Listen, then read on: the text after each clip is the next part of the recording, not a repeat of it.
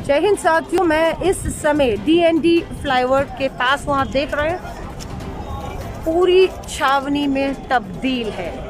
कोशिश क्या है हमारी कि हम किसी तरह हाथरस की पीड़िता के परिवार तक पहुँच पाएं, उनका दर्द सुन पाएं, उनके साथ जो अत्याचार अन्याय हो रहा है उसे सुन पाएं, हम पूछ पाएं क्या मजबूरी थी कि 2:30 बजे बेटी के अंतिम संस्कार में आपने इंतजार नहीं किया, पेट्रोल डालकर उसे आपने फूंक दिया।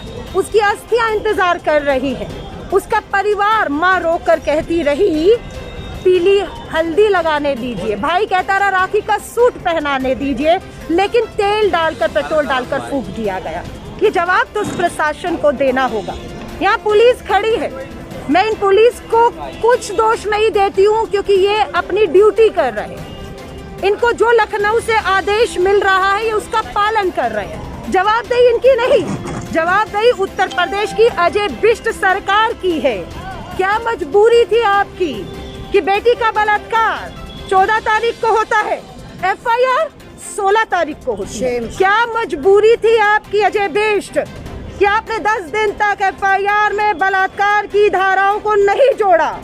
क्या मजबूरी थी आपको कि आपने समय रहते हमारी बेटी को जो इलाज मिलना चाहिए था वो इलाज से मोहताज रखा? क्या मजबूरी थी कि बेटी ने दिल्ली में दम तोड़ा तो रात को 2:30 बजे लाकर उसका जो है पेट्रोल से आप शरीर फूंक देते हैं? आपने परिवार को बंदी बनाया हुआ है, आपने मीडिया को परिवार से मिलने से रोका हुआ है, आप पीड़िता की वकील सीमा कुशवाहा को नहीं मिलने दे रहे हैं।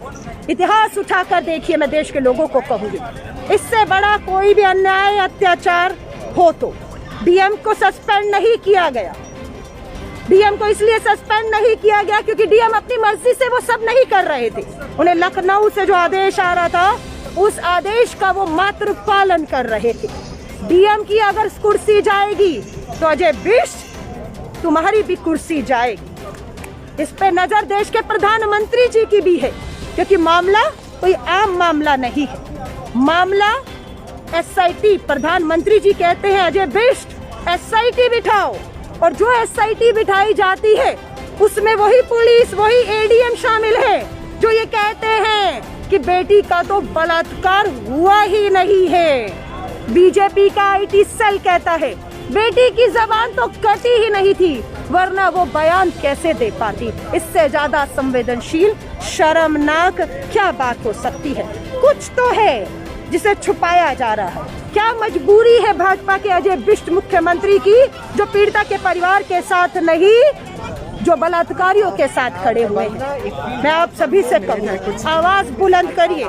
कुछ देर में राहुल गांधी जी, प्रियंका गांधी जी दूसरी बार DND से हाथरस जाना चाहते हैं। few minutes, just 1 minute, we are live on CNN News 18। जो आज योगी सरकार कह रही है कि SIT का गठन कर दिया गया है, आला अफसर लगाए गए हैं, तफ्तीश हो रही है। कोरोना के इस दौर में राहुल गांधी और प्रियंका गांधी को क्या जरूरत थी कि वो ये दोबारा यहाँ सड़कों पे आए और जो देखिए, कोरोना प्रोटोकॉल तो बहाना है।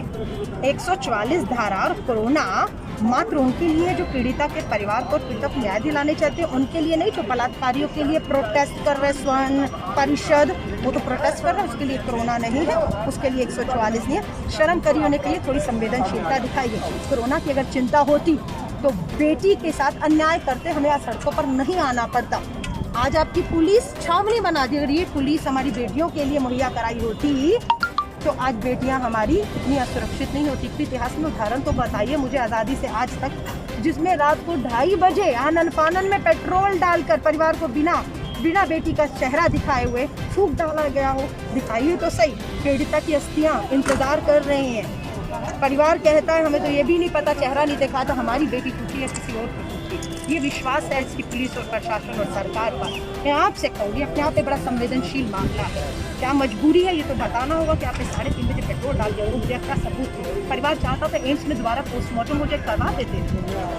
आज पूरा लखनऊ से इशारा ना होता कि DM सस्पेंड हो चुके होते। DM सस्पेंड इसलिए नहीं हुए, मैं आपको साफ बता रही हूँ, क्योंकि DM अपनी मर्जी से कुछ नहीं कर रहे थे। वो लखनऊ से जो इशारा आ रहा था उस पर कर रहे हैं। 14 तारीख को बलात्कार होता है, FIR नहीं होनी चाहिए। लखनऊ से फोन आता है, FIR नहीं होती है।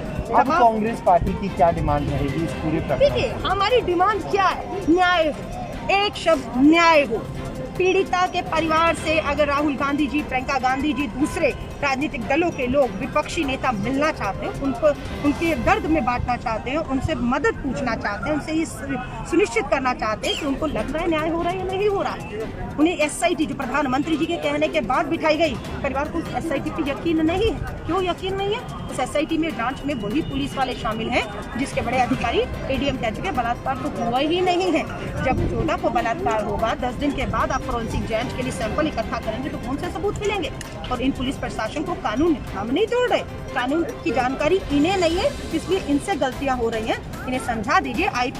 IPC की धारा निर्भया के बाद में ये कहती है, कानून में लिखा है कि अगर बेटी कहती है मेरे कपड़े फाड़े गए, मुझसे जबरदस्ती की गई, जबरन किया गया, तो वो भी बलात्कार की श्रेणी में आएगा। आपको सैंपल ढूंढ के साबित नहीं करना है। तो आप देख लीजिए, जब ADM ऐसा बयान देता है, हाँ, तो आप सोच लीजिए न्याय कहाँ है? परिवार चाहता है जज के अधीन CBI की जांच हो। हम उस परिवार की मांग के साथ खड़े हुए हैं। हम आपसे कहते हैं कि न्याय तो करना होगा। राहुल गांधी जी पहुंच चुके हैं। पुलिस प्रशासन से पूरी उम्मीद करते हैं कि आप उन्हें अपनी गाड़ी में ले जाइए, अपनी गाड़ी में इजाजत करिए, हर तरह परिवार तक ले जाइए। अगर आप रोकेंगे तो ये दीवार ही नहीं गिरेगी, योगी आदित्यनाथ की सरकार। बहुत बहुत शुक्रिया। मैं आप सभी को